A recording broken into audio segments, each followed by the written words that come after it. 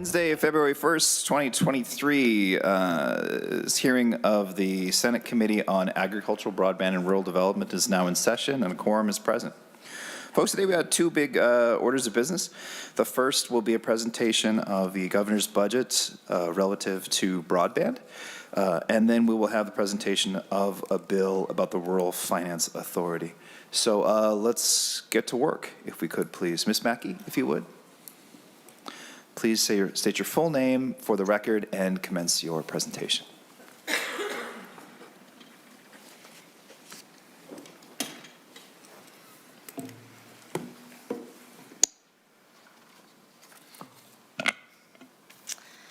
Good afternoon, Senators. For the record, my name is Bree Mackey, and I am the Executive Director of the Office of Broadband Development.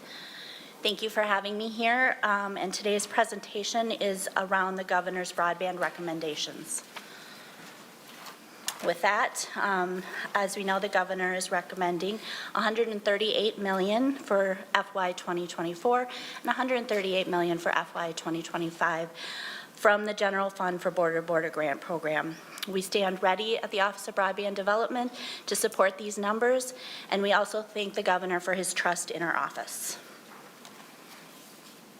Just a little bit of background of still unmet needs. About 88% of the state is at the 2026 goals, leaving 12% still unserved or underserved. Of that amount, 62% of the rural homes and businesses have the correct access to speed that we're looking for in these goals. We all know, and especially since the pandemic, broadband access is critical to telehealth, business, work needs, education, economic growth, and many other things. And just also wanted to share that last week we did hold our Connecting One Minnesota event, and we had 242 people in-person registers and another 193 online registrants. This number, just to share, shows the desire and the continued need and time investment of all of the partners, providers, and advocates that made that meeting a priority in their day. And I just want to share a little story about a business owner in Delavan, Minnesota.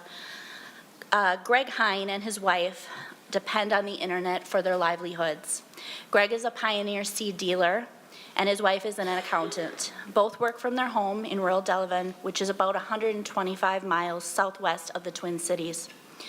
Through a grant from DEED's Office of Broadband Development, the local provider, Bevcom, was able to install high-speed fiber optic cable to their home, which is now 60 times faster than their old speed connections. Now he is able to connect online with his seed treatment system and also get IT support in addition to all of their everyday uses. As I'm quoting from Greg, "It has been astronomical. It was so slow to get things done. I can't imagine going back. To have reliable phone, internet, and TV is great. It's one of the best things ever." I think this story really demonstrates how simple yet effective and important broadband truly is in the lives of all Minnesotans. And with that, that's all I have for a presentation, but happy to take any questions you may have. Wow, that was impressively efficient. Almost drive-through. Members, questions or comments for Ms. Mackey?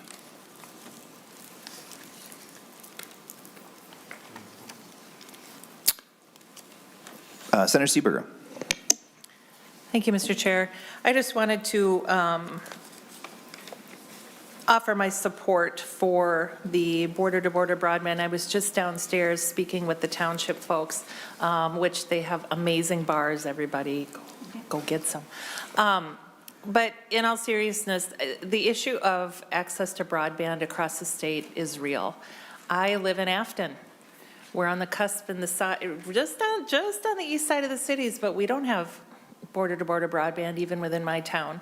And speaking with some of the township folks and constituents from my district, from some of the townships in my district, it's an urgent need that needs to be filled. So thanks for coming and talking to us about it today. Ms. Mackey? Yes, thank you, Senators. And I just also want to put a plug in for the township. Steve Fensky and their team there just asked for 3,000 sheets on our line extension program. So I know that they're working really hard to get their members served. Senator Kupek. So, and actually, I just met with my townships, Mr. Chair, as well, and similar, things. And, we're down to those more difficult ones, those last kind of end of the line ones. So when we're making that determination as to, where are we going to go next and which ones are we going to, how does that, system work, and who is exactly in charge of putting that together? Ms. Mackey. Thank you, Mr. Chair and Senator, for the question. So the Office of Broadband has been doing these for many years, as you know, these grant applications. One thing I do want to highlight, as you did mention, it is getting a little bit more difficult to serve those harder areas, and I'm really excited to see the low-density pilot program applications in this round, and that will give us a good idea of that continued need where the 50% match is just not enough to get to our most remote areas. So when we'll make, there's a separate ranking for that amount, but there's only $30 million in there, so potentially that could be 3 projects in the state. So I think just recognizing that we may need that flexibility at the Office of Broadband to continue to do deployment. At this time, we're still getting the 50% applications, and they're coming in right now. The pre-applications, the application period opens in early March. So at this point, I think it takes a combination of looking at the programs and what is best for those areas. As far as the low-density pilot program, the applicants do have to choose that one. You can't just then default to the other one. So it is a matter of choice for the providers in the application process. Thank you, Ms. Mackey. To follow up on Senator Seeberger and Senator Kupek, I just want to say that not only are our township folks excellent for showing up here to be committed, but mine are better because they're sitting in the back row right now. Friends from Minden Township are here right now. But I did want to ask one question that grew from my conversation that I had with my friends back there, and that's the question of outreach. We know that the mapping situation is a little bit difficult, knowing exactly who has and who doesn't have adequate access. How are we communicating with people in the townships, in spaces that are very rural, to hear from them whether or not they have access? And is there a budgetary dimension of that in the governor's request? Well, thank you, Chair, for the question and the comments. Your townships will soon find out that the Office of Broadband is going to be going to all their regional meetings and doing outreach. We're working with Mr. Fensky to line that up, and between our small but mighty staff, we are making it a goal to go and do outreach individually to each of those township areas. Again, we do have the line extension paperwork as well that'll be handed off to everyone within the township meetings. One thing that was really effective during the FCC mapping challenge period was a letter to the editor that we worked on through the Office of Broadband, partnership with Deed and from me, to go to all the local papers and medias throughout the state. We were sort of consumed with the big meeting last week, the Connecting Minnesota meeting, but we do encourage and will continue to encourage all to be involved in that planning process for the infrastructure, BEAD, and our digital equity work moving forward. So again, our small and mighty team is really doing the best we can. We do get 3% is what we take for admin costs through, in general, the general fund. And so we do have that funding that we use for operational. We are also looking to hiring a project sort of coordinator and outreach person specific, so hoping those also complement the work that we're already doing. Always looking for ways that we can improve communication, so certainly welcome and open to any other ideas. Thank you, Ms. Mackey. Senator Kunish. Thank you, Mr. Chair, and I apologize for not being here for your full report, but I have the information here. A few months ago, I was invited to speak at a forum for women in government. It's a national organization for women legislators. And I was asked to particularly speak about, let me see here, I'm looking at my notes, my perspective on affordable broadband service as an equity issue. And if you don't mind, I'm just going to kind of go over some of my notes, and then I'll have a question at the end. And so my notes that I shared states that over the last 3 years, we've seen our racial disparities with broadband service. Almost twice as many Black and Hispanic Americans and American Indian and Alaska Natives have no internet subscription compared to our white households.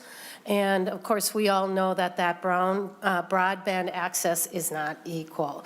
A disproportionate number of Black and Latino households rely on their smartphones, which is a small screen, for their broadband connectivity. I found a statistic: 18% of the tribal reservation residents have no internet access, while 33% do rely on their smartphones for internet service. So broadband is really critical for Indian country.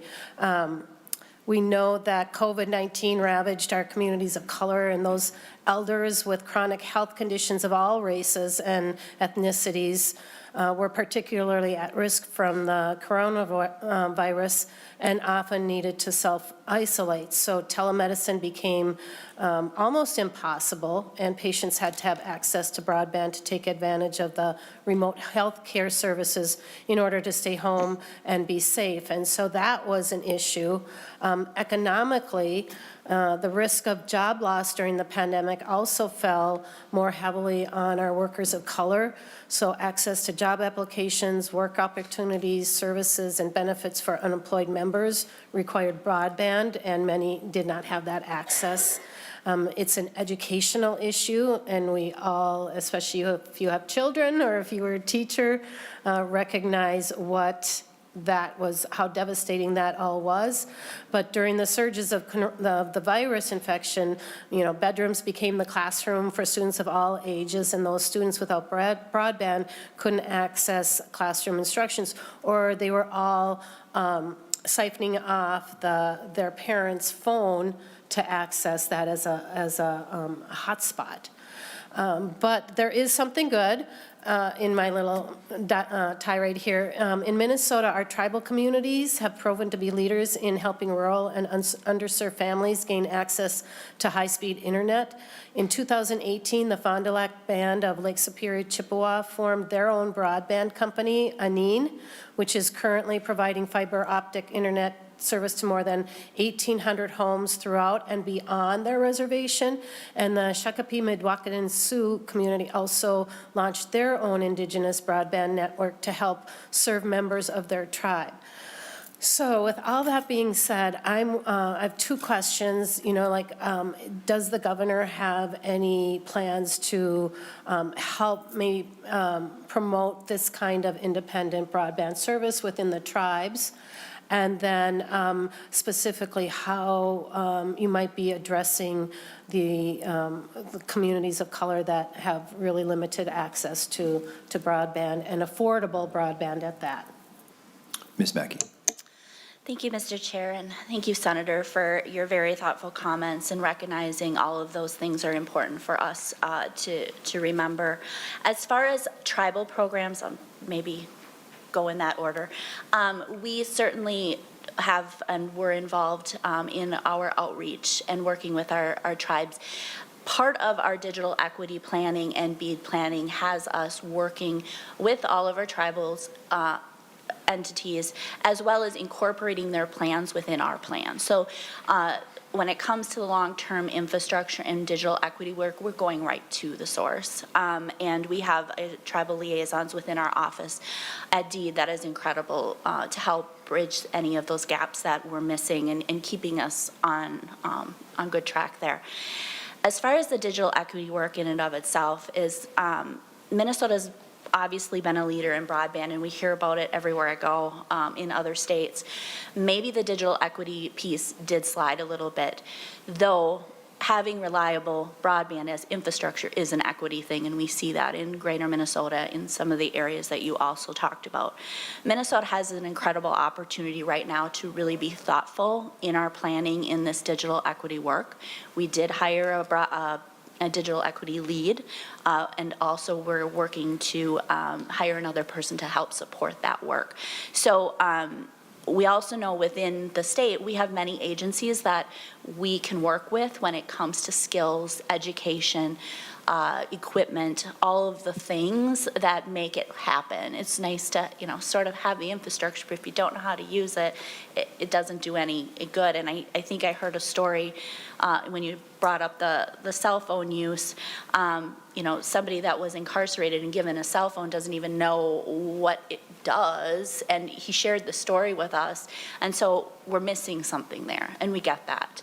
And so just know, hopefully under my leadership and this opportunity we have to really be thoughtful and get out across the state to listen to the needs, the barriers, the gaps, and also what's working really great, and how can we incorporate it into the programs that we offer is really an important piece of this work that I'm doing and excited to do moving forward.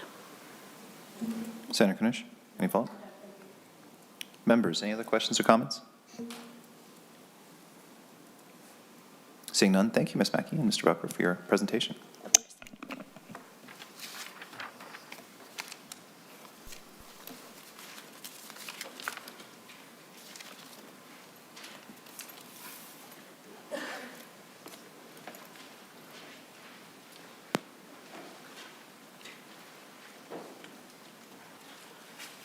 Thanks, guys. Yeah, thank you.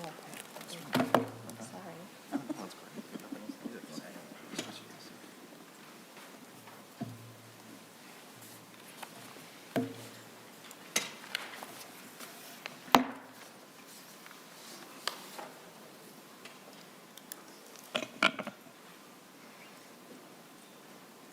Okay, next on the agenda, we have Senate File 548.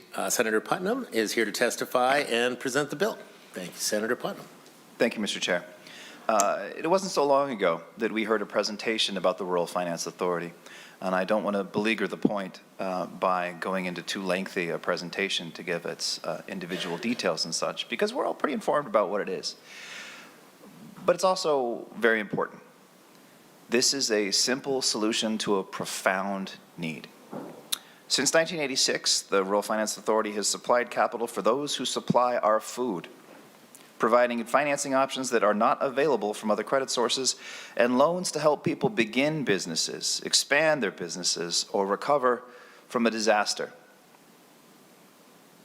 In that span of time, RFA has issued almost 4,000 loans totaling over $350 million. Of all those loans, only 21 have gone south. That ratio, that 0.0002% of lost loans, is testimony to the acumen and care of the administrators of the program, but also the grit, ethic, and skill of Minnesota farmers. The RFA doesn't just supply capital, though. It collaborates with local lenders, building their capacity and their ability to do what's right for their communities. A 2020 authorization of $50 million is set to expire this October. This bill that we have before us today, again, is very, very simple, and simply authorizes another $50 million bond to allow this good work to continue and to help our farmers keep doing better. Now, Mr. Chair, we do have some testifiers to call up, if we could, please. Sure. First up here on the list, Darren McBeth, Senior Government Relations Specialist.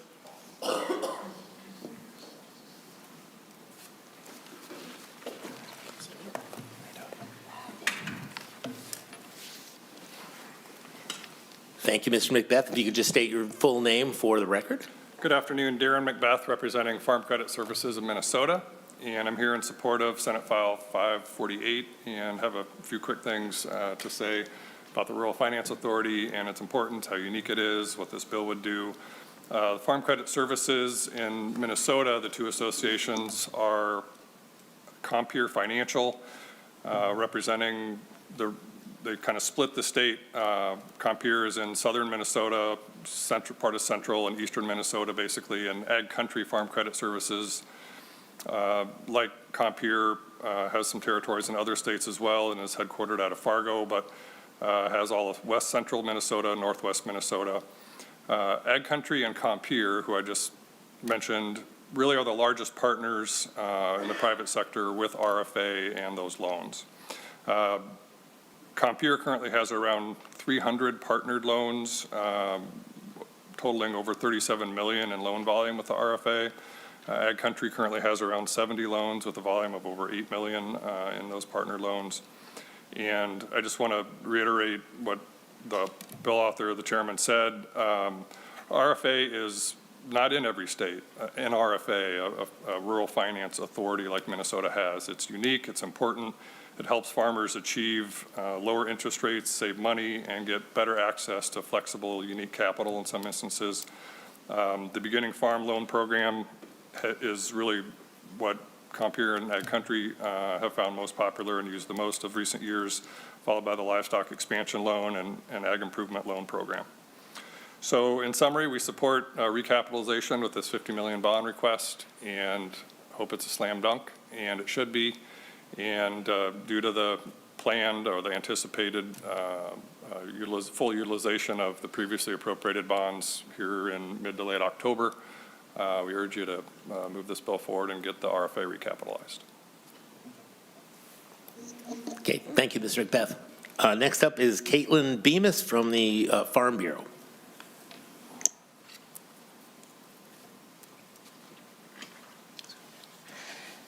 Good afternoon, Mr. Chair and members of the committee. My name is Caitlin Bemis, and I'm the Public Policy Specialist at Minnesota Farm Bureau. Farm Bureau is a grassroots organization of nearly 30,000 farm families from across the state, and I would like to thank Chair Putnam for bringing forward Senate File 548, and thanks to the committee for allowing me to testify in support today. The RFA account is utilized by many farmers across the state. The program offers low-interest loans to help farmers, specifically beginning farmers, farmers who are upgrading their livestock facilities, and farmers responding to natural disasters. I have heard a lot from our members with the large amount of snow that we've received this winter that a lot of barn roofs are collapsing in, and so these low-interest loans really help our farmers get back on their feet. And we really appreciate you guys hearing this bill early in session because there is an urgency to replenish the account as it is set to exhaust later this year. So thank you, Chair Putnam, and I stand for any questions.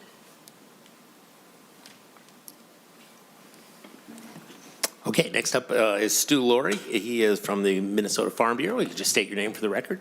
Thank you, Chair Kupek. Stu Laurie, representing the Minnesota Farmers Union, and glad to be here to share our strong support for Chair Putnam's proposal to allow the department to replenish their bonded loan account. You know, as a general farm organization, our members are diverse. We have folks raising vertically raised vegetables and hoop houses, over to folks farming 1,000 acres of row crops. But what unifies those folks, and particularly folks who are just getting into agriculture, is that access to financing is a central challenge. In your district, Mr. Chair, you know, in Stearns County, the average farmland sale sold for upwards of $5,000 in 2020, which is the latest time that I could find data for.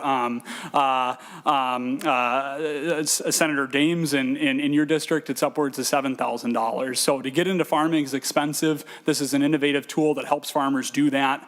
Assuming that you all agree with us and saying that this should be a slam dunk, I anticipate some conversations with your colleagues about why are we authorizing this bonding requests ahead of a full bonding package, right? And I'd like to say two things. One, this is different. It's a different type of bond, and it doesn't cost the state anything. These are repaid, as Chair Putnam had the data for. There's a very low default rate. But number two, there's good precedent for it. In 2017, the state funded the RFA ahead of a full bonding package, and they did so again in 2020 to make sure that we're giving certainty to farm families and letting the department take advantage of interest rates and do their long-term planning. So thanks for the opportunity to share our strong support on behalf of Minnesota Farmers Union, and I'll be happy to answer any questions. And my apologies, Of course. Farmers Union. I realize that first, but No. feel like I'm back on TV doing the weather, and I called some city the wrong town, so I apologize. If I could be confused for anyone, Mr. Chair, yeah. Okay, I do see too that Commissioner Peterson is here, and there's a few other people from the Ag Department. If you'd like to come up and say a few words about anything, we'd love to have you too.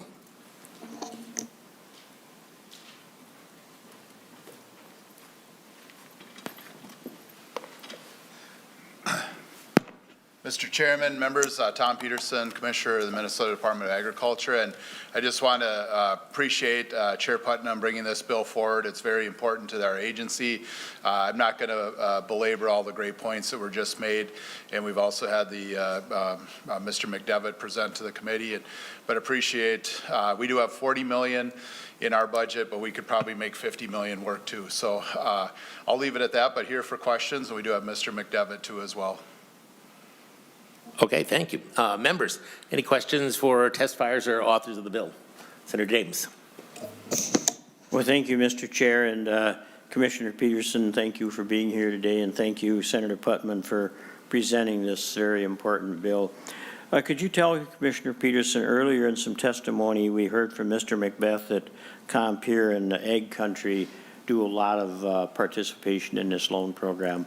Do you have rural banks, local banks that are participating in this? And if so, kind of give me an idea how many there might be? Commissioner Peterson.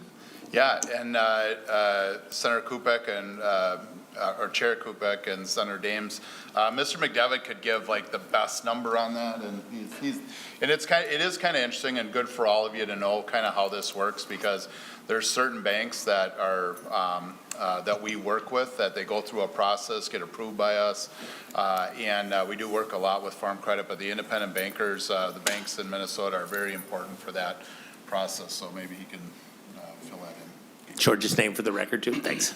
Mr. Chair, members, my name is Matt McDevitt. I'm the Ag Finance Supervisor for the Department of Agriculture. In answer to the question, we have somewhere around 350 banks that we work with throughout the state. Obviously there's some we work with considerably more than others, but we have approximately that many signed up. So it fluctuates as banks consolidate and things, but yeah, quite a big footprint. Usually at least somewhere around, 4 to 12 banks in any given county. Follow up, Mr. Chair? Sure, Senator Dames. And I'm not sure who would like to answer this, but these dollars are used for the reduction of interest, is that correct? But they're not used for reduction in the principal, or are there principal grant reductions, or? Sure, whichever one of you would like to answer. I can do it. Mr. Chair, members, so our portion is, where it helps out is we have a lower interest rate, so it just helps some cash flow. And then we're also, by providing some capital for the loans, we're taking some of the risk away from the local banks as well, in sharing it with them. Follow up, Mr. Chair? Sure, Senator Dames. So in the process of providing some capital, would it be fair to me assume that when you're participating in that capital investment, would that does it allow somebody to get the loan that otherwise may not get it from the bank?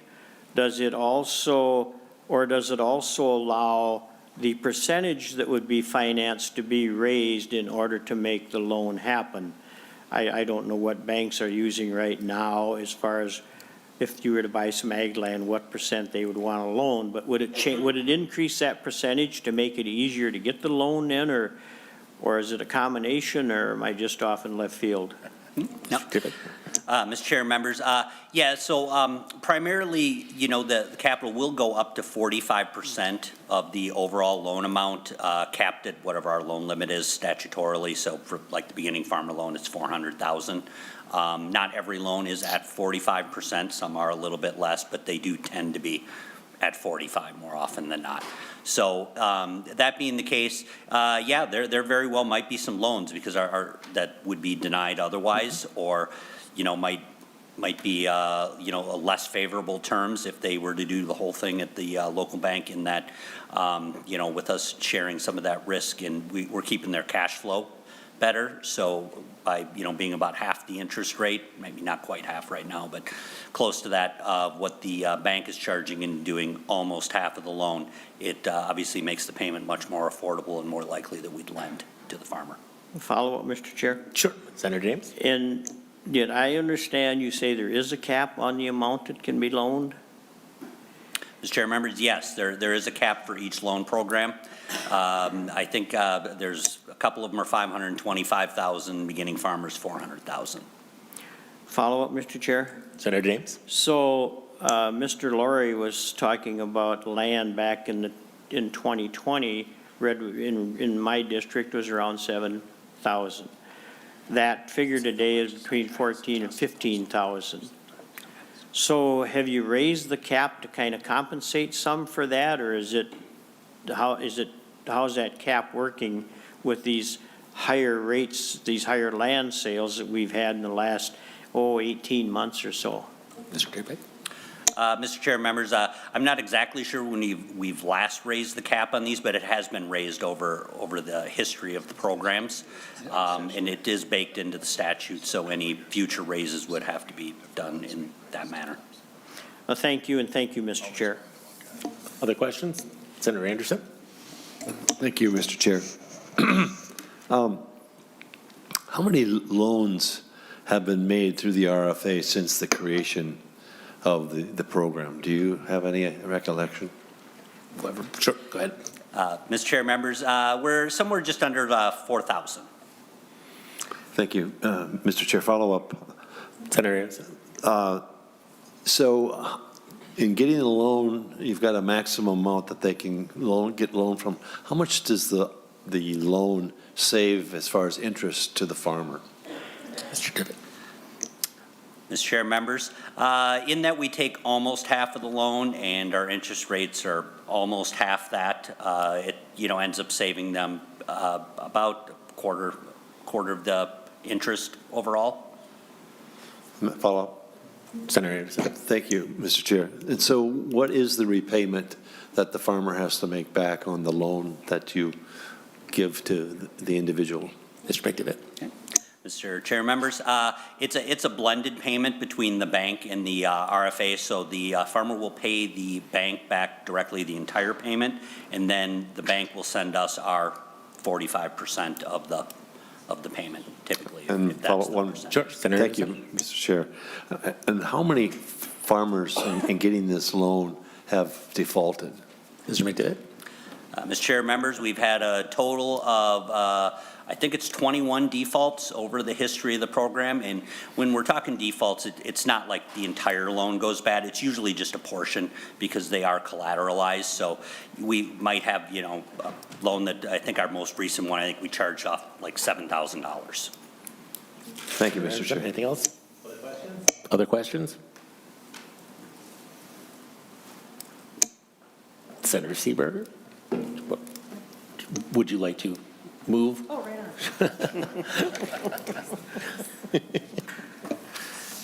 Mr. Chair, I move that Senate File 548 be recommended to pass and be referred to the Committee on Capital Investment. And Senator Putnam, did you want any closing remarks on this?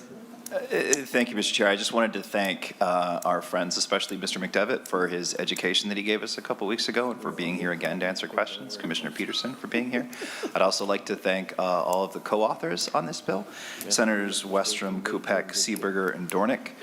This clearly is a very simple and direct opportunity to help make people's lives better, and that's what our job is. So I thank you for your support on this bill. Sorry, Judy. Okay, so we will be voting here to send Senate File 48 on to the Committee on Capital Investment. All in favor say aye. Aye. Opposed? Okay, motion passes. All right, members, seeing no further business, we have one more? We do have further business. Here, I will return it back over to Chair Putnam. Sorry, just Yeah, sure. absolutely. Sorry about that. Drive away.